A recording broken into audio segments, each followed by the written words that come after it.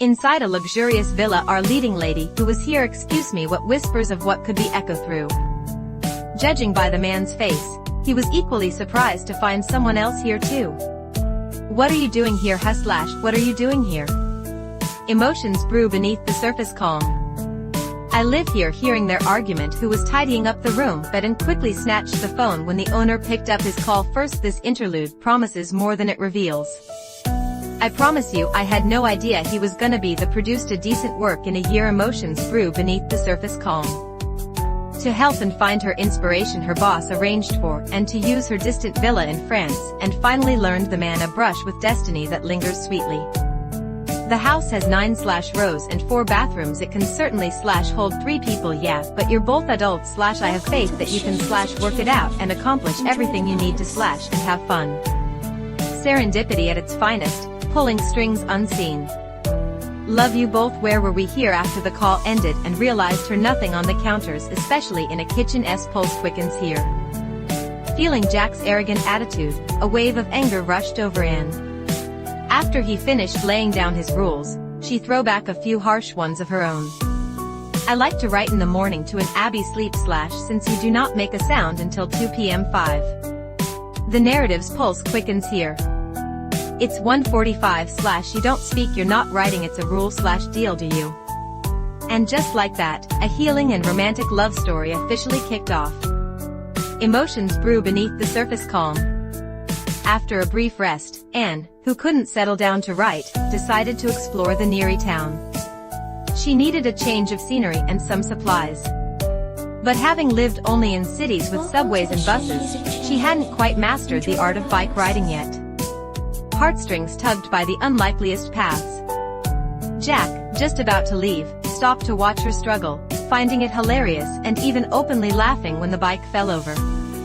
You don't cook, you don't date, you don't ride a bike you call yourself a romance novel. I can ride a bike, I just don't want.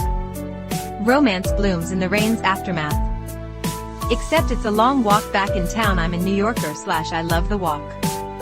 Jack's teasing was so annoying, and couldn't even focus on writing anymore. She had to walk all the way to town, but thankfully, she arrived before her feet were covered in blisters. Heartstrings tugged by the unlikeliest paths.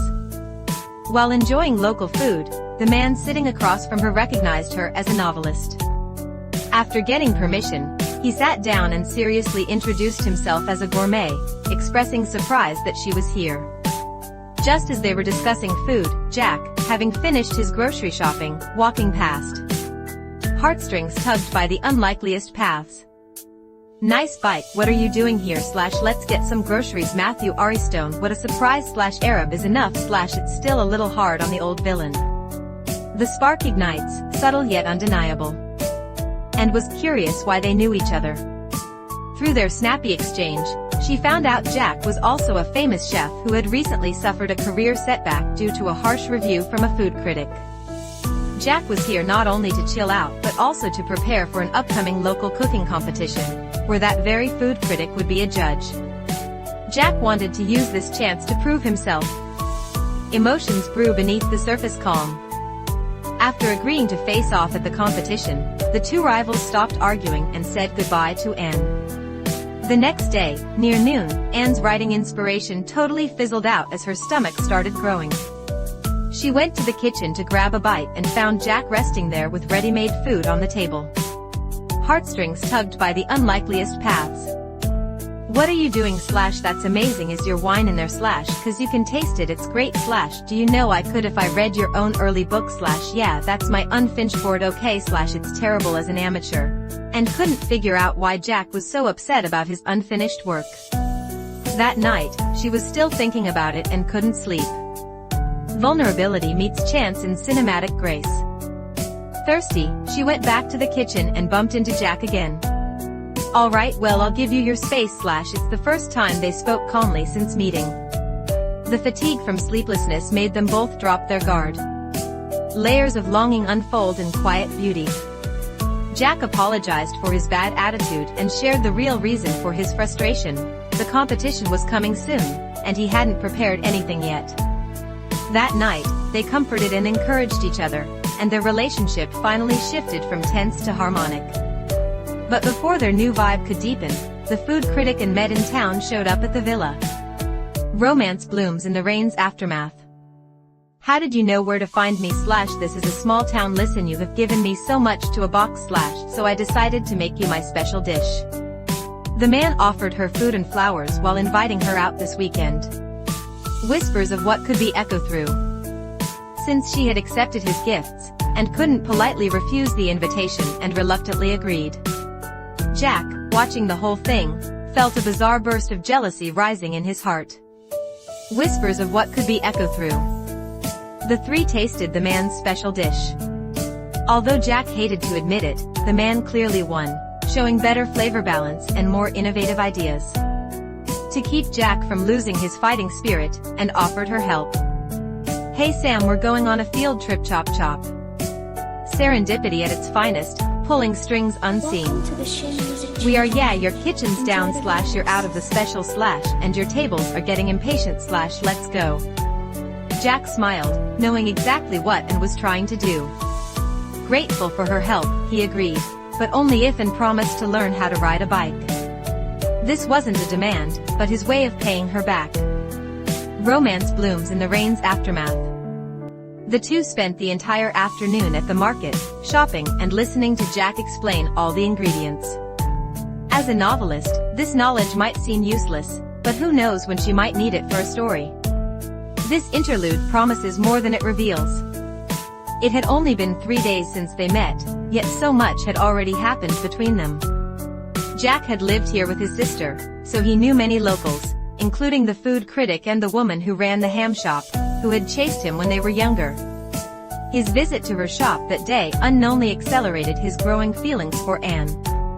Whispers of what could be echo through. That afternoon, while the three were happily chatting in the kitchen, the ham shop owner showed up.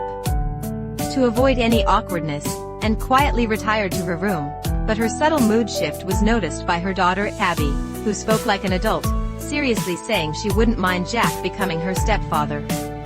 Where did you get so grown up / I don't know, I read all the Terry Musselbox. After a few days together, and already harbored feelings for Jack. Emotions brew beneath the surface calm. That night, about to fall asleep, she heard a sound near the pool. Looking out, she saw Jack and the woman enjoying a candlelight dinner. Curious, and crept to the pool, but her clothes snagged on a branch before she could see or hear clearly. Both were confused by the noise. Jack walked over, concerned. What happened / oh I don't know, I tried sleepwalking or something. A brush with destiny that lingers sweetly. You slept walking to the pool alright, but quiz I accepted / is this your wife? My wife? No / we're not married, no I mean he's telling the truth or not / no she's my sister's friends that / that's all she is. Seeing their flustered expressions, the woman sensed the ambiguity between them. She immediately dropped her unrealistic ideas, offered a blessing, and left. Whispers of what could be echo through. The next day was the weekend, and the gourmet chef was waiting outside. Since and had already agreed, she couldn't refuse the date. As they walked out, Jack stopped them. Where are you guys going / it's a secret / what are you gonna be home? Layers of longing unfold in quiet beauty. Matthew I've had / times Abby gotta go to bed, we're both big girls, have fun mom / we have no game, yeah I have no game, he's got no game, yeah then why is the scoreboard Zhang Luke 1 / Shet Cupid 0 / oh really / okay / I'm gonna enter the content then. Whispers of what could be echo through. Yes / are you serious? While Anne and the chef enjoyed their relaxed outing, Jack spent the whole day glumly waiting in the living room until and returned late that night. Jack was clearly in a bad mood, but being too shy to confess his true feelings, he didn't know how to express his jealousy. A brush with destiny that lingers sweetly. He just sternly warned her that it was dangerous for a woman to stay out so late, especially with a man who liked her. And didn't hear the jealousy in his voice, only his high and mighty attitude. Abby, the smartest one in the house, sensed the misunderstanding between them. She arranged for them to meet in the living room that night. The spark ignites, subtle yet undeniable. Seeing each other, they immediately understand. After a day of thinking, they both realized Jack's jealousy was the cause of their argument. The remaining misunderstandings vanished with Abby's help. Now that Jack knew and didn't have feelings for the chef, he decided he couldn't stand idly by any longer. The narrative's pulse quickens here. Can I go for a while / can I take a ride and break / yeah, I'd love to. Jack led her to the lake behind the villa, where he shared some of his childhood memories. Talking and laughing, Jack noticed an old, abandoned bench near. He told Anne to close her eyes, then picked a strawberry from beneath the bench and gently held it to her lips. The intimate moment sealed their chemistry. The narrative's pulse quickens here. I need to go right / now, yeah / wait hold on / there you go / I just want to ask you if you want to go / have dinner with me / in my favorite restaurant in the whole world. Jack's invitation was a full confession of his feelings. And accepted instantly. Now, all that separated them from dating was a password 8 kiss. Vulnerability meets chance in cinematic grace. They drove there in Jack's sports car, arrived near sunset. Before their romantic date could truly begin, Jack overheard a server mention that a chef in the kitchen had called out sick. He walked in and personally helped make the meals for the waiting guests. Carrying the food out, he expected Anne to be angry, but instead, she had left her seat and was helping serve the guests at the next table. Layers of longing unfold in quiet beauty. I know when you did it on your food / the wine it was great, Renee is just the sweetest. Jack felt incredibly guilty, but Anne acted totally fine, even finding the whole thing fun. In the days that followed, bathed in love, Anne's writing inspiration flowed like a fountain, and her novel progressed faster than ever. Jack's preparation was also smooth with Abby's password 8 assistance. Vulnerability meets chance in cinematic grace. The three enjoyed their perfect holiday, splashing in the pool, playing cards, and simply enjoying each other's company. Jack and Anne eventually moved past the ambiguosities and officially became a couple. Finally, the town's annual cooking competition arrived.